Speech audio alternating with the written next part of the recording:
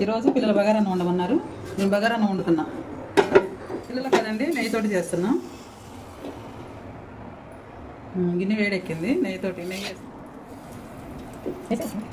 నెయ్యి వేడైందండి. మా మసాలా బగారన్నానికి మసాలా అన్నీ చెక్క, లవంగాయి, యాలక్కాయి, పువ్వు అన్నీ ఆల్ మసాలా మొత్తం వేసుకొని ఫ్రై చేసుకోవాలి.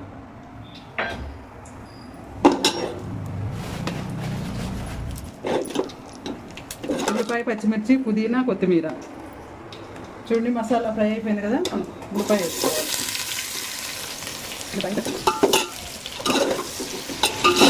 ఉల్లిపాయ బాగా ఎర్రగా ఫ్రై అవ్వాలి. అప్పుడు మంచి వాసన వస్తుంది. చలికాలం మంచిగా బగారన్నం వేడివేడిగా మటన్ కూర వేసుకుంటే నువ్వు వస్తానంటే నేను వద్దంటానా అంటుంది. అంత బాగుంటుంది, మంచిది కూడా. చలికాలం పిల్లలకి మధ్య మధ్యలో వెరైటీగా చేసి పెడతా ఉంటే వాళ్ళు ఇష్టంగా తింటారు, సంతోషంగా ఉంటారు. సింపుల్ అండి బగారన్నం. మనం కష్టపడకుండా తేలిగ్గా సింపుల్గా అయిపోయేది. అప్పుడప్పుడు చేసుకుంటూ ఉండండి. ఉల్లిపాయలు నెయ్యిలో వేగితే కమ్మటి వాసన వస్తుంది. చూడండి ఇలా కొంచెం కలర్ గోల్డ్ కలర్లో వేగిన తర్వాత మనం పుదీనా, కొత్తిమీర, కొంచెం పుదీనా, కొంచెం కొత్తిమీర, కొంచెం పైన డెకరేషన్ వస్తుంది. ఇది కూడా వేసుకోవాలి. కొద్దిగా మంచి వాసన వచ్చే వరకు వేసుకోవాలి. నెక్స్ట్ ఏంటి, కొత్తిమీర, పుదీనా వేగిపోయింది. నెక్స్ట్ అల్లం పేస్ట్.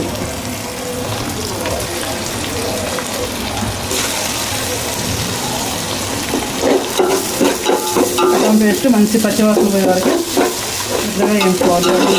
మంచి వేగితేనే మంచి వాసన వస్తుంది. మన బగారన్నం కూడా చాలా రుచిగా ఉంటుంది. పిల్లలు కూడా ఇష్టంగా తింటారు. మన పిల్లల కోసం ఏదైనా మనం ఇంట్రెస్ట్గా చేయాలి. అప్పుడు వాళ్ళ పిల్లలు చక్కగా తింటారు. చక్కగా మనం వచ్చేటప్పటికి చేసి పెడితే చదువుకోవటం కూడా మంచిగా చదువుకుంటారు. వాళ్ళకి నచ్చినట్టు మనం చేసి పెడితే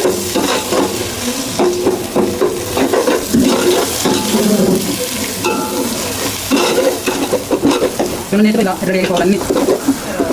మన దగ్గర పెరుగు ఉందనుకోండి, పుల్లటి పెరుగు, అది కొంచెం వేసారనుకో ఇంకా టేస్ట్ మారిపోద్ది. కొంచెం పెరుగు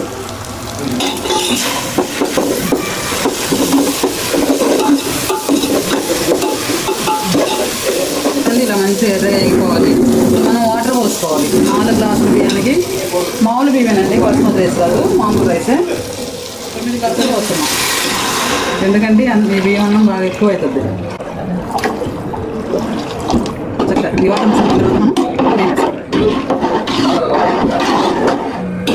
మూత పెట్టేద్దాం. మసిలిపోయింది కదా మంచిగా. సరిపడా ఉప్పు వేసుకోవాలి. ఆ తర్వాత నిమ్మకాయ పిండి వేసుకోవాలి.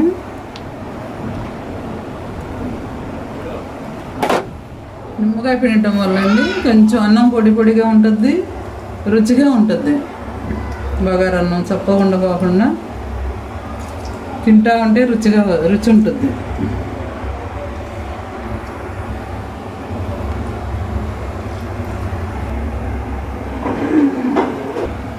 ఆ తర్వాత బియ్యం ఏం చేసుకోవటమే. అర్ధగంట ముందు కడిగి నానబెట్టుకున్న బియ్యం వేయటమే. ఇవి దావత్ బియ్యం అండి, అన్నం ఎక్కువ అవుతుంది. అందుకే నేను 4 గ్లాసుల బియ్యానికి 9 గ్లాసుల వాటర్ పోసాను.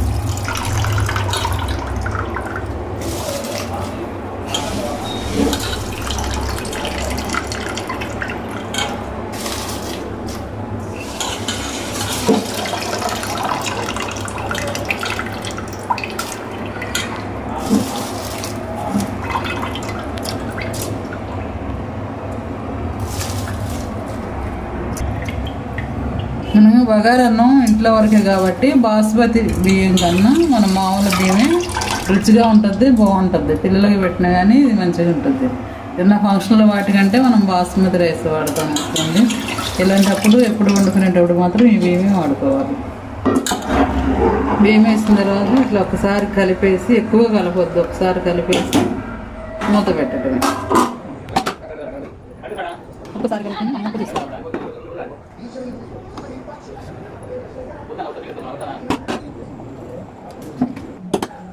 అయిందేమో చూద్దాం. అయిపోయింది, కొంచెం దమ్ముకోవాలి. మనం ఈలోపు పైన కలర్ వేయకోకుండా కొన్ని పాలను పసుపు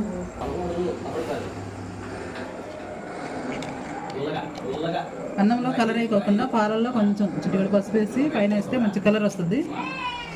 దమ్ము అయిపోయింది.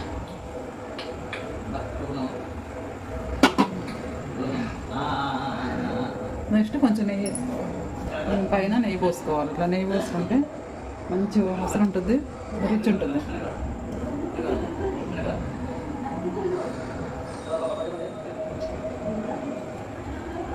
ఇంతేనండి బగారన్నం, ఎంతో టేస్ట్గా ఉండే బగారన్నం. మీరు కూడా చేసి చూడండి. ఈ విధంగా చాలా రుచిగా ఉంటుంది. ఇలా చేస్తే ఒకసారి ట్రై చేసి చూడండి, ఎలా ఉందో కామెంట్ పెట్టండి. ఒక 5 నిమిషాలు అయితే అయిపోద్ది, మగ్గిపోద్ది. వేసుకోవచ్చు. మూత పెట్టేస్తున్నా. బగారన్నం అయిందేమో చూద్దాం.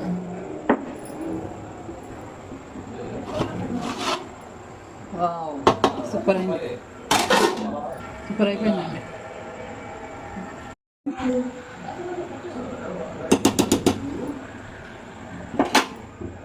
రుచికరమైన బగారన్నం ఇలా చేసి చూడండి.